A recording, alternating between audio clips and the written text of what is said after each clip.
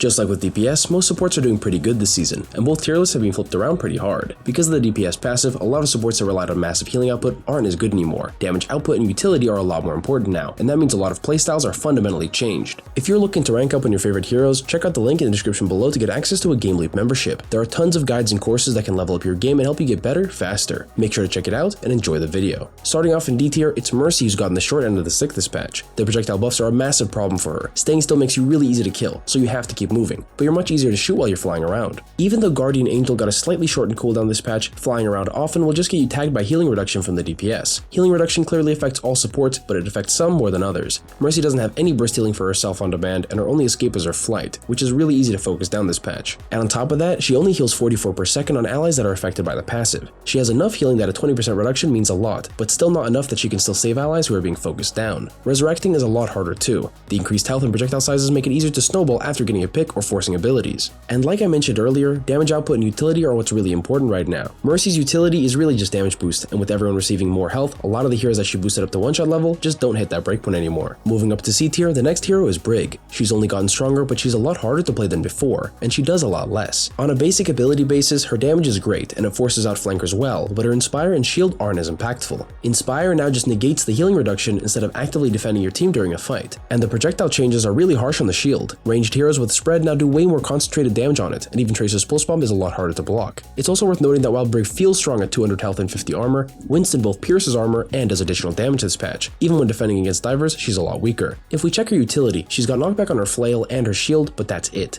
Brig isn't the hero that's going to help you close the distance against the enemy spam, but at the very least, she is hard to kill. If you use your shield bash to fall back whenever you get pressured, you can actually bait engages while using your Inspire and health packs to help your team take space, but just spamming heals to people who need it isn't enough. Next up is a hero that isn't significantly stronger despite her damage output, but at least she's still in B tier. Iola is a solo hero that isn't too fast, but over time, good aim rewards consistent pressure and picks. 2 headshots is still a kill within 30 meters, and Outburst and Pylon are strong enough to allow you an easy escape if you're not too greedy on the flank. Unfortunately, she's really easy to force out. You can be easily blocked by shields and matrix abilities, and one dive tank or DPS pushing you is all it takes to make you leave. She may have 50 extra health, but her Pylon still has a grand total of 100. Although it's 100 damage that you're not taking yourself, it's way too fragile to play over-aggressive with. And although she has great burst healing that doesn't really get affected by the heal reduction passive, it's not enough to keep your tank alive. Because Iola sets up slower and plays for her life over a long fight, your tank is going to have to play slow as well. It makes your tank a way bigger target if they're not on Ball or Sigma. The second spot in B tier goes to Moira. She's actually the real threat to flankers in this patch, not Brig.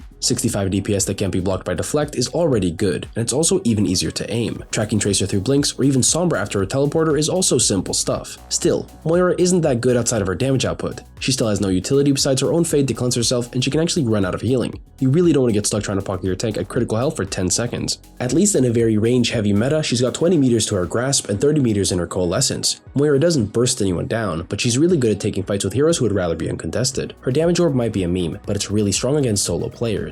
Even though half her kit is healing, her damaging side picks up enough slack that she's still a viable pick. Halfway through the tier list at the top of B tier is Lifeweaver. He may be mostly about healing, but this patch has given him a lot to work with. 275 health, ranged healing in a spam meta, and the projectile buffs have actually made his primary fire serviceable. It's actually just a straight upgrade from Ramatra's Omnic form. It deals more damage per second while having the exact same projectile speed at 80 meters per second. He doesn't have the health to push into the close range that Ram can, but if he's in a fair duel, he can actually fight back, and even escape. His hitbox is massive, but his platform and dash make him really survivable for the first couple seconds he's being dived. You can even use the platform to set up defensively before the fight starts. And you can't mention Lifeweaver without Life Grip. In this season, burst healing is reduced, meaning tanks are a lot easier to kill, making saving abilities like Immortality Field, Protective Suzu, and of course Life Grip much more valuable. Out of the three, Life Grip is 100% the best for saving individual targets, like for example a tank who hasn't gotten used to the new changes. Now onto A tier, but not every hero plays the same as they did before. First off, we have Ana, and a lot of what she's good at has been nerfed. But she's just good enough to be a solid, good pick. She can debuff enemies, poke,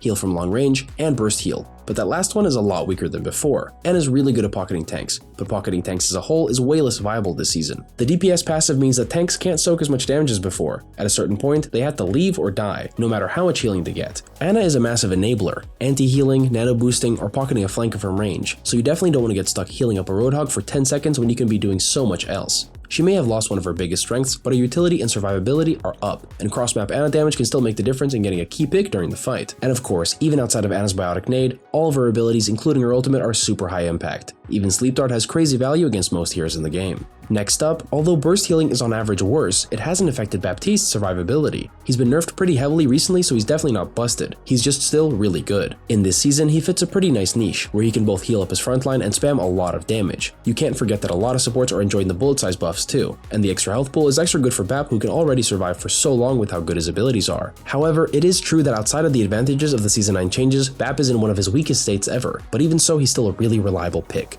Immortality, mobility, double damage, and double healing. Just like Ana, he's also got a lot to work with, but he's much more effective at dealing damage while still healing his team. Multitasking in this season is especially good with how much faster the game is. Even supports need to be able to counter-engage instead of just trying to minimize the damage. Finally, at the top of A tier, KIRO is still an insane hero. She's just not as overwhelming as before. The biggest blow to her S tier status is definitely the health pool buffs. Most other high damage range weapons can still two-shot 250 health heroes with headshots, but not KIRO's kunais. And that also means that when you're not hitting only headshots, it's going to take that much longer to finish kills. And just like all heroes with smaller hitboxes, this season you can expect to take a lot more damage than before. Even with the extra 50 health, you can still die really fast. But of course, KIRO has the abilities to escape or cleanse herself. Forcing her out is just easier for the enemy team now. But that's about it for her drawbacks this season. Otherwise, she's got an S tier ultimate, her protective Suzu is still protective enough, and her healing fits every composition. Whether you're spam healing some poor teammate getting hard focused or assisting a flanker 20 meters away. She's only booted out of S tier because the S tier supports right now have kind of taken over KIRO's role. First up is Lucio, who's a damage dealing powerhouse with how big his new projectiles are. Each shot may only deal 20 damage, but they're each double the size of Sojin's rail, and they can still headshot. It adds up to a lot of damage over time if you keep spamming them at the enemy team. And of course, it means Lucio is a lot more effective in the duel, especially with his boop being buffed. Out of all the patch notes for Season 9, it was actually one of the biggest individual buffs. It deals more damage, has a higher knockback, and even locks your target's movement for longer, making it harder for recover and setting them up for a lot of follow-up damage.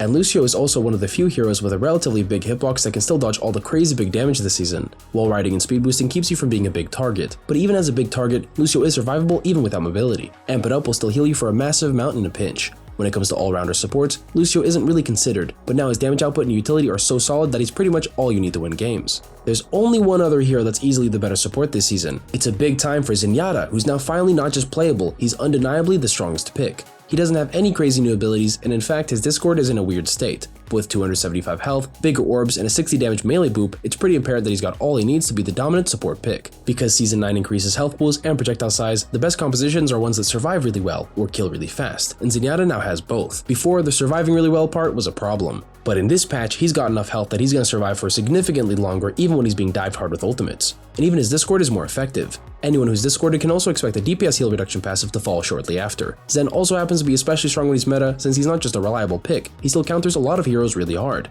The entire tank roster this season has to be able to handle Zenyatta to be useful. But it's likely that this won't last for long. Even already, there are a lot of heroes and comps that can beat Zenyatta, but he's definitely the easiest to get value out of with how simply effective he is. That's it for the support tier list for Season 9. Thanks for watching, and I'll see you guys next time.